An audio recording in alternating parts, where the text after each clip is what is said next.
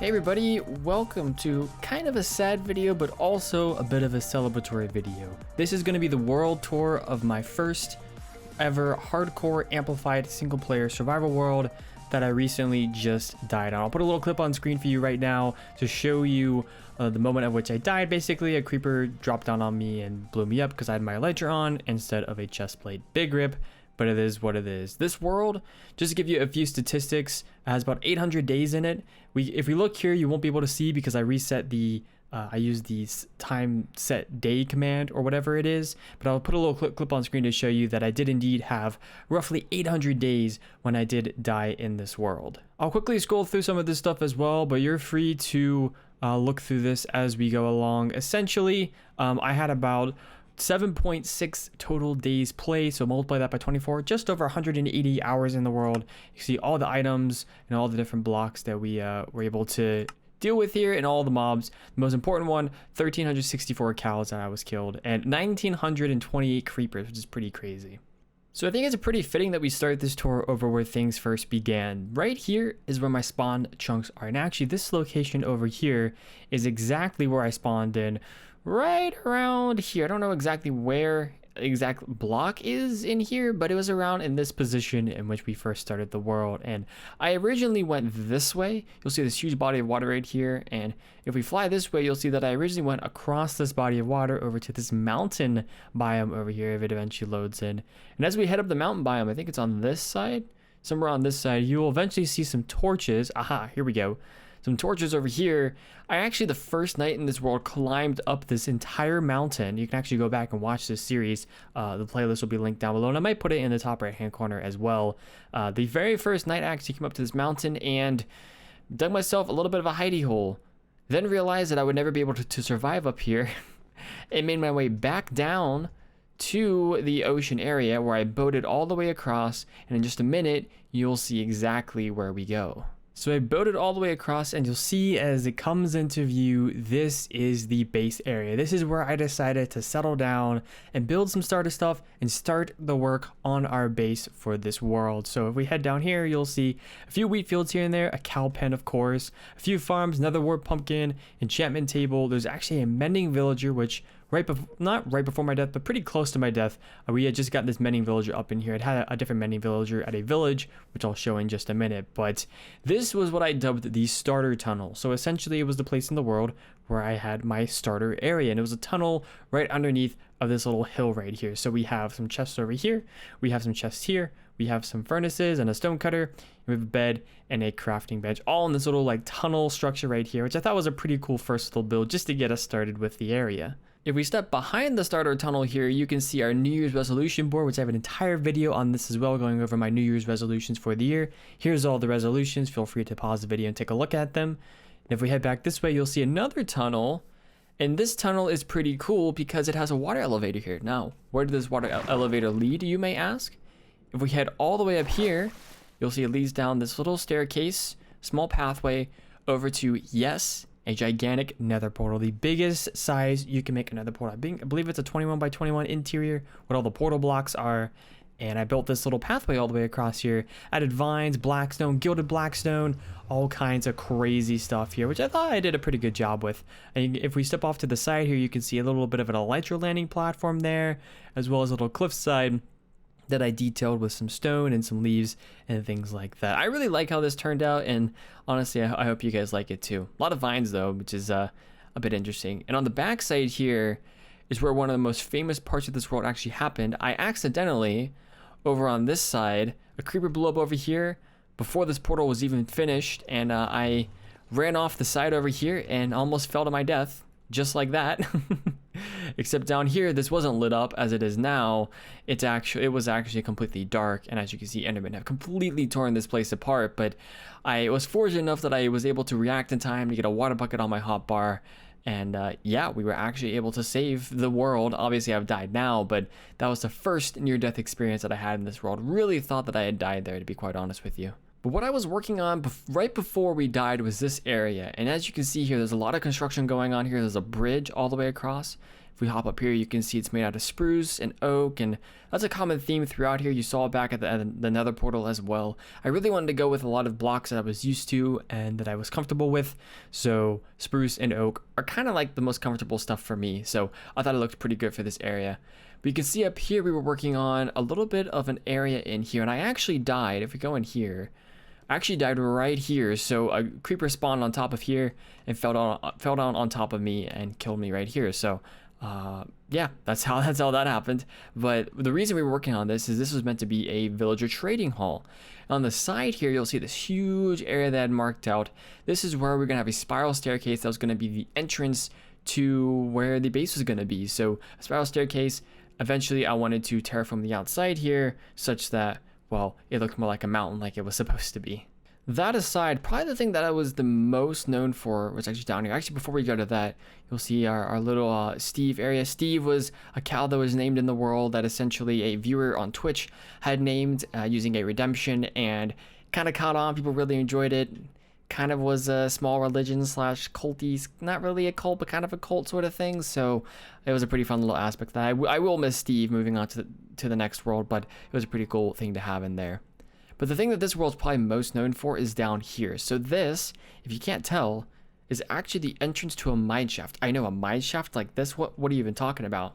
We have some chests here as well, but if we step inside of here, the whole goal behind this was essentially that when I walked into this mine shaft area, we'd have this huge entrance here, and I'd have a water drop right down the middle where I could easily drop down, demonstrated like so.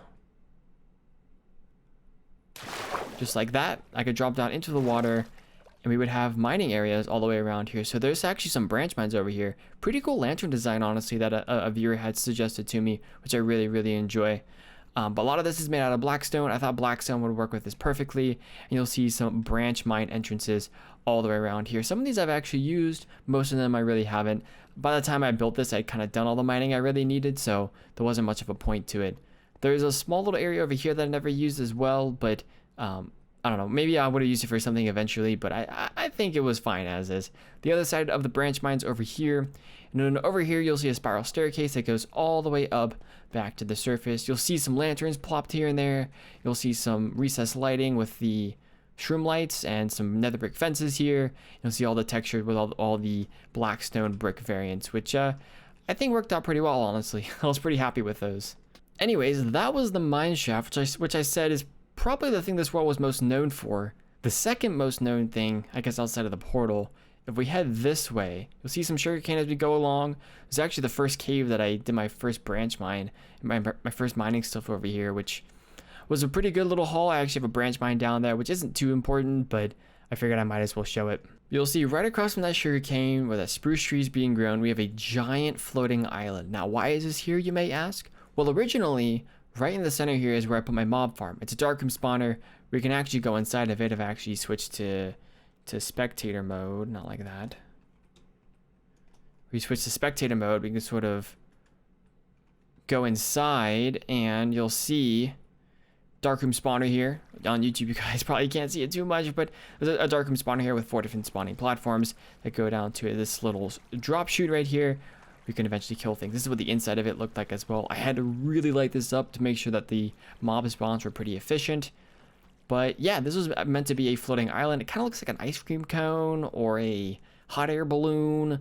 Meant to be a floating island, but I kind of had to work with the mob farm, and well, I wasn't too great at building this around the mob farm. But essentially, mobs drop down here, and you can kill them pretty easily. And on the top of this thing, you will see there's some waterfalls floating down.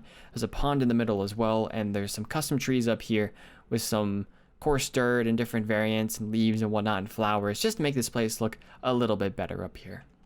In terms of the actual builds in this world, that's all I really have. But if we head down here, you'll be able to see I have a little bit of a pumpkin patch here. This is pretty close to where our base is, and this is actually an NPC village that originally spawned here. So this is where I've gotten most of my villagers from. We have the farmer villager down here. If you actually click on this guy, you'll see I used him a lot for pumpkins and wheat and things like that, and melons. I traded a lot of those. You'll see some other villagers up here. If I actually break through here, you'll see this villager guy right here. So he's got Feather Falling and Curse of Vanishing, which I used him quite a bit actually for paper trade. So Not a bad little setup over here, and it was actually a pretty good find to actually be able to find this little village right here. I was quite happy that I was able to find it, and it served us pretty well, at least throughout most of the series. Oh, and I should also mention that there's a very small sheep farm that's right on the other side of this base area. I just needed it to get some cyan wool for the Enderman Farm, which is actually the next thing that we'll be going to right after we head into the Nether.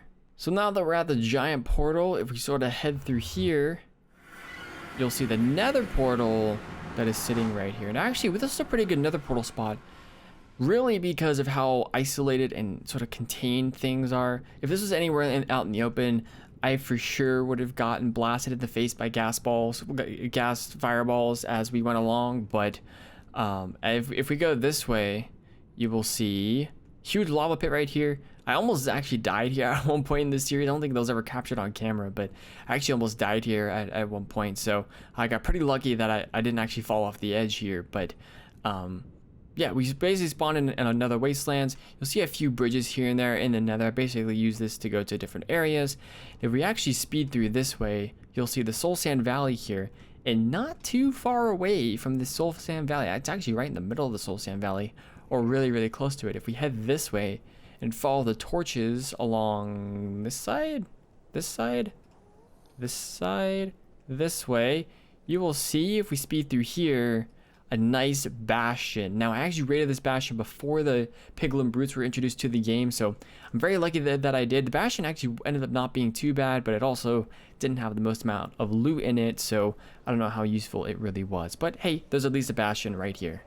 So now that we're back at the portal, if we head behind the portal here and go through this area over here, this will lead us to the portal that actually heads to the end portal area. The stronghold was actually pretty difficult for me to find, at least the end portal room. For whatever reason, end portal rooms are always difficult for me to find, but fortunately we were able to find it, and we actually were able to defeat the Ender Dragon, and we fought 2 withers, and therefore I have 2 beacons in the world as well. But if we head on through here, you will see, head through the portal. The entrance to our end island is right here. I try to sort of keep things contained and a little safe on the sides here.